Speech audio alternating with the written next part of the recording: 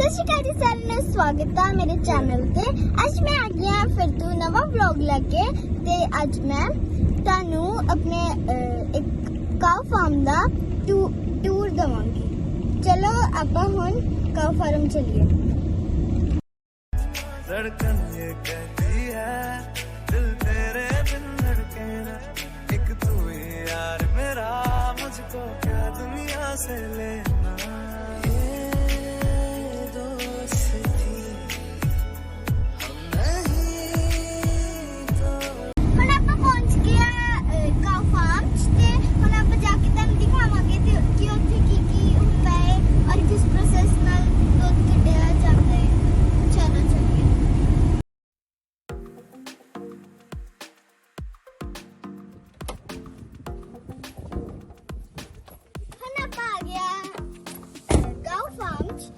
ਜਿਵੇਂ ਕਿ ਤੁਸੀਂ ਦੇਖ ਸਕਦੇ ਹੋ ਪੈਂਟਰ ਹੋ ਚੁੱਕਿਆ। ਚਲੋ ਹੁਣ ਆਪਾਂ ਅੱਗੇ ਵਧਦੇ ਹਾਂ ਤੇ ਹੁਣ ਆਪਾਂ ਆ ਗਏ ਹਾਂ ਇਹਨਾਂ ਦੀ ਫੀਡ ਵਾਲੀ ਜਗ੍ਹਾ ਜਿੱਥੇ ਇਹਨਾਂ ਦੀ ਫੀਡ ਪਈ ਹੋਈ ਹੈ। ਇਹ ਸਾਰੀ ਚਰੀ ਹੈ ਜਿਹੜੀ ਇੱਥੇ ਜਿਹੜੀ ਮਸ਼ੀਨ ਹੈ ਇਹ ਗ੍ਰਾਈਂਡ ਹੋ ਕੇ ਇਹ ਸਟਰਕਚਰ ਬਣਦਾ ਹੈ ਔਰ ਇਹ ਵੇ ਜੋ ਸਟਰਕਚਰ बफेलो और काऊ में पाया जाता है। चलो मैं आप बताऊं बफेलो और काऊ नाल भी मिलाने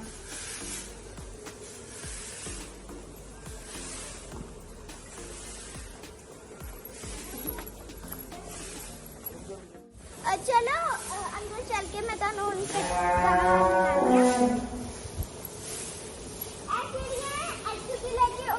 सारिया गावां ने इन्हां नू जेहड़ी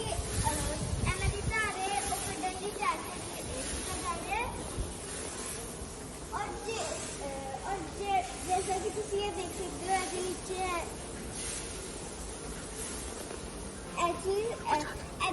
जो चेरी मैं तुम हुण दिखाई वो ही करती। चलो हम ऐसे ही चल रहे हैं जिवें कि तुहानू पता बहुत गर्मी पै रही है उसी हिसाब नाल सारे गावां नू इन्नी गर्मी रोज नहाना पैंदा है। देखो ये सारियां गावां हुण नहांदियां पियां बाकी और भी गावां नहांदियां पहले इन्हां दी वारी क्योंकि कभी कभी सबनू संभालना बहुत मुश्किल हुंदा है।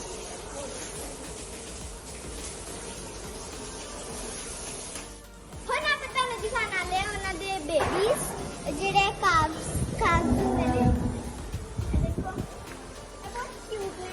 ਇਹ ਦੇਖੋ ਕਿੰਨੇ ਪਿਆਰੇ ਪਿਆਰੇ ਨੇ। ਇਹ ਨਹੀਂ ਕਾਊ ਦੇ ਬੇਬੀਜ਼ ਨੇ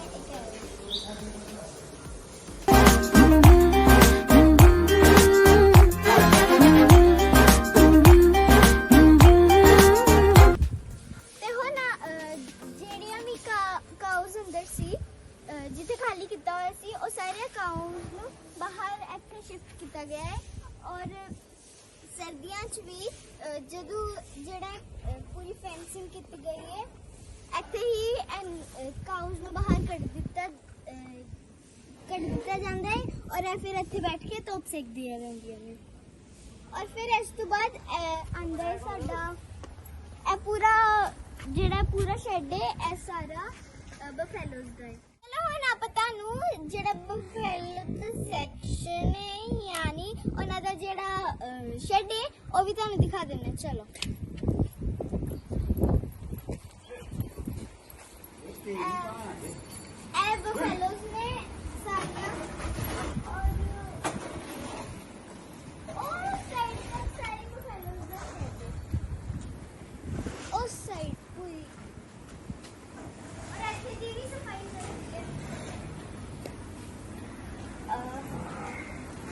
और इस साइड देखो इस साइड काफ्स ने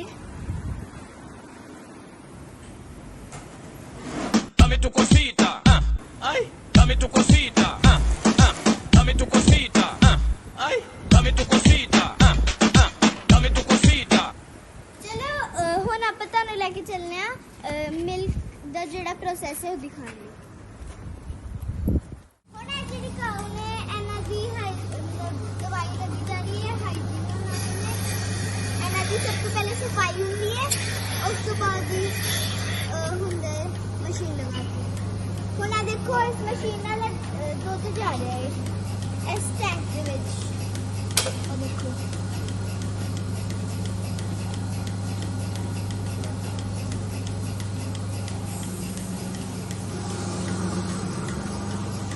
ਪੁਰਾਣੇ ਜ਼ਮਾਨੇ 'ਚ ਹੁੰਦਾ ਸੀ ਧਾਰਾਂ ਹੱਥ ਨਾਲ ਕੱਢਣੀਆਂ ਪੈਂਦੀਆਂ ਸੀ, ਪਰ ਹੁਣ ਥੋੜਾ ਜਿਹਾ ਟੈਕਨੋਲੋਜੀ ਵੱਧ ਚੁੱਕੀ ਹੈ ਤੇ ਹੁਣ ਇੱਥੇ ਮਸ਼ੀਨਾਂ ਯੂਜ਼ ਹੁੰਦੀਆਂ ਜਿਹਦੇ ਨਾਲ ਸਾਡਾ ਕੰਮ ਵੀ ਆਸਾਨ ਹੋ ਜਾਂਦਾ।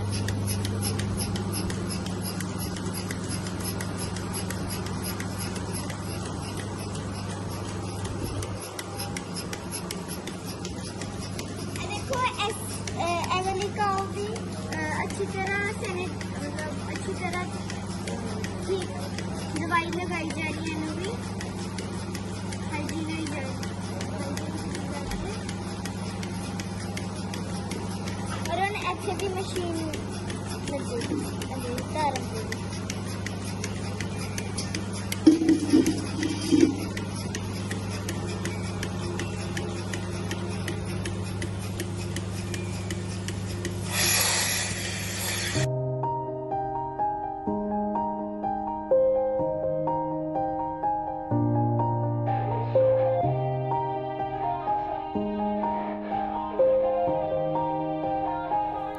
Yeah, everybody knows that I'm breaking down. Everybody knows I ain't faking now. Everybody knows my heart's vacant now. Yeah, she hates me now, I made mistakes but now I don't ever wanna be alone. I don't really ever feel at home, on my own, in the zone. ਤੁਸੀਂ ਦੇਖਿਆ ਕਿ ਪੂਰਾ milk ਦਾ process ਐਵੇਂ ਹੀ ਤੁਸੀਂ ਵੱਡੀ ਵੱਡੀ ਕੰਪਨੀਆਂ ਦੇ ਬਾਰੇ ਸੁਣਿਆ ਹੋਵੇਗਾ, ਵੀਟਾ ਔਰ ਮਦਰ ਡੈਰੀ ਇਹ ਵੀ ਐਸੇ ਹੀ ਫਾਰਮਸ ਤੋਂ ਆਪਣਾ ਮਿਲਕ ਲੈ ਕੇ ਜਾਂਦੇ ਹਨ ਕਿਉਂਕਿ ਇੱਥੇ ਵੀ ਉਹਨਾਂ ਨੂੰ ਪਿਓਰ ਕੁਆਲਿਟੀ ਮਿਲਕ ਦੀ ਮਿਲਦੀ ਹੈ। ਤੇ ਜਿਵੇਂ ਤੁਸੀਂ ਪ੍ਰੋਡਕਟ ਸੁਣ ਲਓ ਚਾਕਲੇਟ ਔਰ ਆਈਸਕ੍ਰੀਮ ਦੀ ਜਿਹੜੀ ਕਰੀਮ ਹੁੰਦੀ ਹੈ ਉਹ ਵੀ ਇਹੀ ਮਿਲਕ ਤੋਂ ਬਣਦੀ ਹੈ। ਸਤਿ ਸ਼੍ਰੀ ਅਕਾਲ। ਕਮੈਂਟ ਕਰਕੇ ਦੱਸਿਓ ਕਿੱਦਾਂ ਦੀ ਲੱਗੀ ਤੁਹਾਨੂੰ ਇਹ ਛੋਟੀ ਜਿਹੀ ਟ੍ਰਿਪ ਤੇ ਨਾਲੇ ਸਬਸਕ੍ਰਾਈਬ ਤੇ ਲਾਈਕ ਕਰਨਾ ਨਾ ਭੁੱਲੋ। ਮਿਲਦੇ ਤੁਹਾਨੂੰ ਆਪਾਂ ਅਗਲੀ ਟ੍ਰਿਪ ਜਾਂ ਫਿਰ ਵਲੌਗ। ਉਦੋਂ ਤੱਕ ਲਈ ਆਪਣਾ ਖਿਆਲ ਰੱਖਿਓ। ਸਤਿ ਸ਼੍ਰੀ ਅਕਾਲ।